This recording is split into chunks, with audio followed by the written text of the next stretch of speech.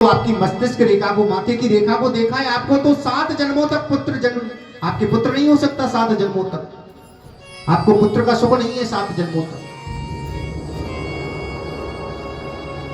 संत ने कहा क्या करोगे बेटा लेकर के?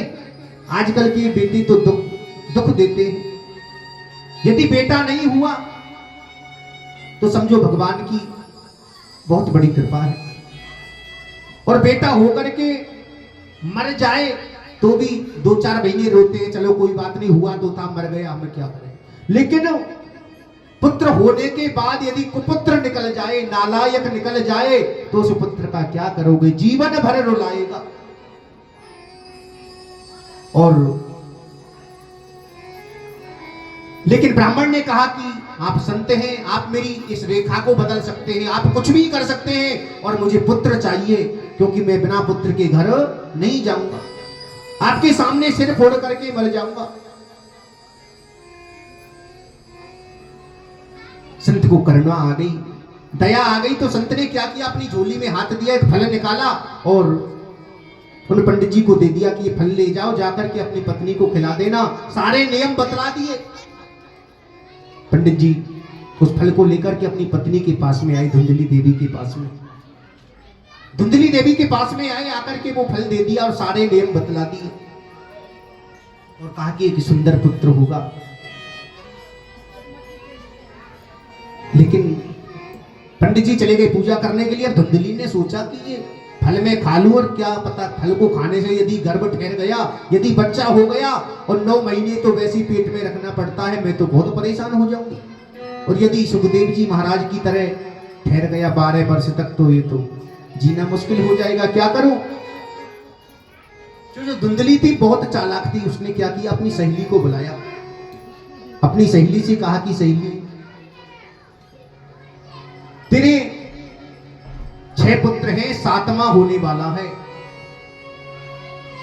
और मेरे देखो तेरे खाने के लिए अन्न का दाना भी नहीं है, और तेरे यहाँ बच्चों की लेन लगती जा रही है, और मेरे यहाँ देखो इतना धनवान सब कुछ है, लेकिन मेरे यहाँ कोई खाने वाला नहीं है। पर देख, तेरे जो 7वां पुत्र होने वाला है, ये पुत्र तू मुझे दे देना, मैं तुझे बहुत धन दूंगी। उसकी सहेली तैयार हो गई, लेकिन दोनों, धुंधली ने और उसकी सहेली ने मिलकर के क्या किया? जो फल जो साधु ने, उस संत ने दिया था, उस फल को एक गाय को खिला दिया। जो गाय थी पंडित जी की, उस गाय को खिला दिया। इस फल को इसलिए खिलाया गाय को कि देखते हैं फल को खाने से भी बच्चा होता है कि नहीं होता। अब इधर धुंधली ने क्या किया? अपने पेट पे कपड़ा बांध लिया। अब पंडित जी जैसे ही पूजा पाठ करके आते तो कहती कि मेरे बच्चा होने वाला है, मेरे बच्चा होने वाला है। बस इसी प्रकार उनको पागल बनाती रही। धीरे धीरे वो समय आया, उसकी सहेली को पुत्र हुआ। पुत्र लाकर के उस धुंधली देवी को दे दिया, और धुंधली ने कह दिया कि मुझे पुत्र हुआ है, पुत्र हुआ है। पंडित जी बहुत खुश हुए, हमारे पुत्र हुआ है। इधर गाय को जो फल खिलाया था, कुछ समय पश्चात उस गाय ने भी एक सुंदर पुत्र को जन्म दिया।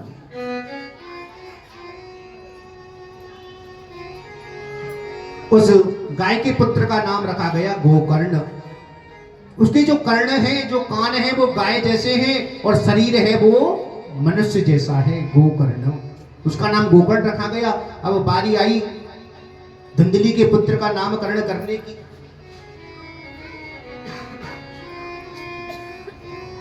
तो आत्मदेव जी कहते हैं कि मेरा नाम है आत्मदेव, मैं अपने बेटे का नाम परमात्मदेव रख लेता हूं। तो धुंधली कहने लगी, वाह जी वाह, 9 महीने गर्भ में हमने रखा और नाम अपने नाम से मिलता जुलता, नहीं, ये नहीं हो सकता। मेरा नाम है धुंधली, और मेरे बेटे का नाम, मेरे पुत्र का नाम होगा धुंधकारी। कि गोकर्ण पंडितो ज्ञानी धुंधकारी महाखलः। गोकर्ण है वो तो पंडित और ज्ञानी हो गया, ज्ञानवान हो गया, और जो धुंधकारी था वो महान खल हो गया। और इकलौता पुत्र जिस घर में हो उस माता को अपने पुत्र का ज्यादा ध्यान रखना चाहिए। माताएं सोचती हैं कि एक ही तो है, इसका ही तो है, सब कुछ ले जा, कोई बात नहीं है। क्योंकि जिस घर में एक पुत्र होता है उस पुत्र के बिगड़ने के ज्यादा आसार होते हैं, क्योंकि माता पिता दोनों उसको लाड करते हैं, प्यार करते हैं, और लाड प्यार में क्या होता है, वो बच्चा बिगड़ जाता है। बिगड़ने के बाद क्या होता है, वो गलत रास्तों पर चला जाता है। धुंधकारी का भी ऐसा ही हुआ। अपनी माँ से कहता, माँ धन दो, पैसा दो। धुंधली दे देती, ले जा बेटा, सब तेरा ही तो है, और किसका है। अब धन खत्म हो गया तो सोना चांदी ले जाने लगा।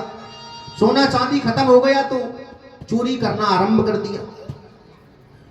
चोरी करना आरंभ किया तो 2-4 बार चोरी में पकड़ा गया